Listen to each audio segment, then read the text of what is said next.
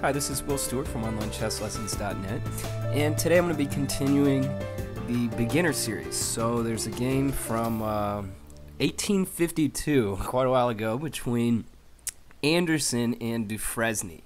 And so this game was a little out of control, but you know, a very fine example, even though it's over 150 years old. So Anderssen was a pretty famous attacking player, but Dufresne was no slouch. So they opened with e4, e5, so fighting for control of the center. And so now knight f3, so developing a piece and also introducing a threat. So knight c6, pretty standard, you know, developing a piece, defending as well. And so now bishop c4, so you know, developing a piece and also maybe thinking about eyeing that f7 square a little later. So bishop c5, an active reply. And so now Anderssen plays the Evans Gambit with 4b4 here. And so the idea of the gambit is very simple. White just wants to sack a pawn to accelerate his development and also to start creating threats and a lot of pressure against Black's position immediately. And so Black has kind of got to take the pawn. I mean, if he like retreats the bishop, White is just going to get too much space, too much pressure for free. So that's not going to work out. So he takes, and so the idea of the gambit is now c3, and bishop to a5 is pretty much standard to try to discourage the d4 advance by White. So now White sacked a pawn, but the bishop's got good prospects on a3. Definitely a nice diagonal, and White goes ahead and plays d4 anyway. And so d4, Black takes the pawn, and so now the idea of the bishop is pinning the c pawn. So now c takes d4 is impossible. But White is just trying to play very actively, and pawns aren't so important in the opening when you're trying to play for mate. So he just goes ahead and castles, and if Black tries to take another pawn, this would be a little too greedy here because queen b3 would just give White a huge advantage. Maybe Black tries to defend with a move like queen to e7, and let's just say simply e5. And now Black can't play, you know, he really is running out of options, and it's, you know, not even the 10th move. A move like d6, White's just going to take it, and the open e-file will prove very costly for Black. So instead of taking the second pawn, it just gives White way too much activity. Here Black plays d3. So he doesn't want to play a move like d6, for example, because then White is going to get a great center. He's going to be controlling the 4 central squares. His development is exceptional. And Black has got minor compensation for the pawn, but a very unpleasant position to play for Black. So instead he plays d3. So he's trying to, you know, he's like, okay, I'm only going to take one pawn in the opening, and he's trying to, you know, stunt White's development and White's attack. So instead, White just plays queen b3, so creating a nice threat with the battery on the a2 to g8 diagonal. And so Black plays queen f6, so he's just trying to defend right now. So bishop g5 is an idea, but really the bishop is better along this diagonal. So instead of bishop g5, a more natural move also is e5 here, because White, you know, Black can't take the pawn. There's no way. The open e-file, and White just has way too much pressure in the position. So queen to g6, and now rook e1. So now a move like d6, you know, the open e-file, like I was saying, this is just going to be a killer for Black. So that pawn on e5 is a serious wedge in Black's position, and it's very difficult for him to develop and achieve any kind of coordination, because, you know, let's say a move like b6, trying to get this bishop developed. Well, now the bishop on a5 is a spectator. So here Black plays knight e7, so it seems like really the only move, and now bishop to a3. So we're starting to see some definite attacking prospects for White here. And Black does have a pawn, but his coordination is very poor. His queen is subject to attack on g6. His king is stuck in the middle, and it's just very difficult to play. So here Black, I like his idea here. By playing b5, he says, okay, I'll sack a pawn back. Maybe I was wrong. And you know, he's got to get some activity. So he sacrifices a pawn to activate his rook along the b file. So now queen to a4, and he also bought himself a little time and misplaced white's queen a little bit on a4. So now he plays bishop b6. So black came up with a good plan. So after bishop b6 and now bishop b7. So black has got some counter-attacking ideas of his own. So the position is by no means hopeless. You know, sacking that pawn there was fantastic. So knight e4 now for white. So white is starting to put some ideas of knight f6, knight d6 in the air, and the knight is very well centralized. So queen to f5, and this was just a horrible move by Dufresne. I don't really know what his idea with queen to f5 was.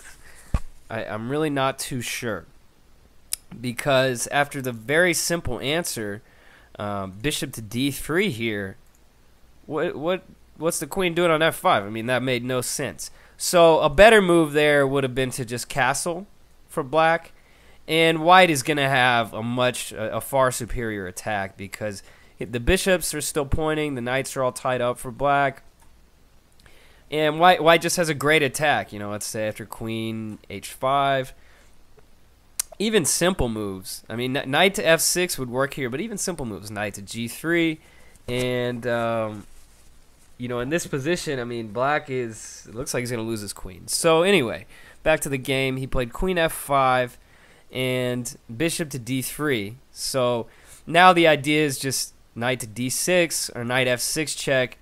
White's going to pick up the black queen with the discovered check. Let's say castles, knight f6, winning the black queen, and that's, you know, going to be all she wrote there. So black plays queen to h5. So he's trying to fight on, but with not a lot of success.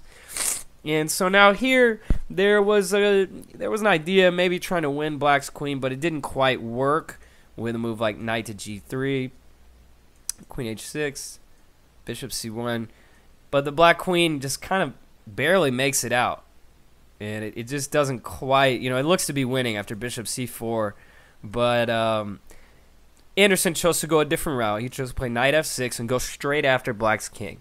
And knight f6 makes a lot of sense because, you know, white's got this e file open and he needs to open it up. So black's got to take, and now all of the white pieces really participate in the attack. So rook g8. So now black is getting some pressure on white's position, no doubt about it. So white just plays rook d1. So he just gives white, or he gives a knight away to black. So after queen takes f3, so now it looks like white just totally blundered a knight. So Anderssen had something else in mind. He plays rook takes e7 check, the start of a pretty incredible combination. And so after rook takes e7, here black played knight takes e7, and Anderssen just went crazy here. He played queen takes d7. And so the idea is very simple. After king takes d7, bishop f5 is double check. So black's got to move the king. If he goes king to c6, bishop d7 is mate. And white's down, I think, a rook, a knight, and a queen in this position. So that's not going to work. So after bishop f5 check, black went to e8, which was essentially forced. Now bishop d7, and that's how the game ended up. So on move 24, bishop takes e7 mate. Absolutely killer by white. So let's go back a little bit. So this is how the game actually ended up, and let's see what would have happened in this position after white played rook takes e7 check.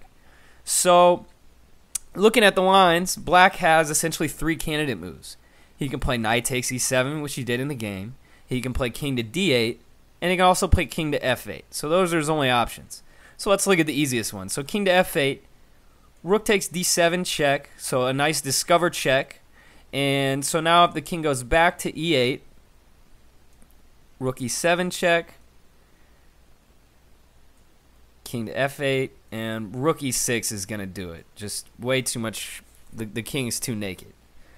So that's what can happen after king f8. Now king to d8. So this is where it got a little tricky. When I was first looking at the game, I had to take a second here. It's king to d8. What happens? Well, rook takes d7 is a pretty natural move. And if king takes d7, pretty similar to what happened in the game with the double check. This is just going to be over here. So that's not going to work. So something like this. And now after this, king d8, bishop takes c6. And white is going to be ending up with a pretty nice mate coming up. So that's not going to work. So king d8, rook takes d7. So what about king to c8? And this is where it gets a little bit tricky. And king to c8, and I believe Anderssen was planning rook d8 check. So this would have been a little nuts. So very simply, if rook takes d8, white is just going to take the queen. There's no pin along the g file anymore. So white just takes the queen.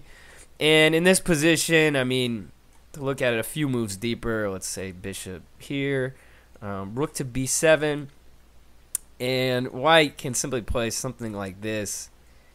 He is just going to be up way too much material. This is as far as I analyzed. And something like bishop takes c5. White has two pieces for he's got a queen for two pieces. Just going to take the h-pawn and just march it out. So that's going to be a pretty easy win. So going back, king d8, rook takes d7, king c8, and rook d8 checks. So that was if black played rook takes d8, then white was going to play g takes f3. So what are the other options? Well, we can look at king takes d8. That seems pretty natural. However, that's going to fail to bishop f5. If queen takes d1, simply queen takes, and white is just going to have too much material for the queen. Plus, the attack is just crashing through. So if something like bishop d4, rook takes d4, knight takes, bishop e7 is mate. So that's not going to work. So king takes doesn't work either. King d8, rook takes d7, king c8, rook d8, and now the last alternative. So we just looked at rook takes d8 and knight takes d8. So the last or actually king takes d8. So the last alternative would be knight takes d8, and very similar to the tactic that Anderssen played in the game, queen d7 check is going to take it down. And after king takes d7, bishop f5 double check, and whichever way Dufresne wants to go with it, it's going to be made on d7. So a really nice attacking game by Anderssen, not scared to sacrifice material to help his development, and he just started attacking from the very first move. So that's why I really like the game. So this is Will Stewart from OnlineChessLessons.net, and thanks for tuning in.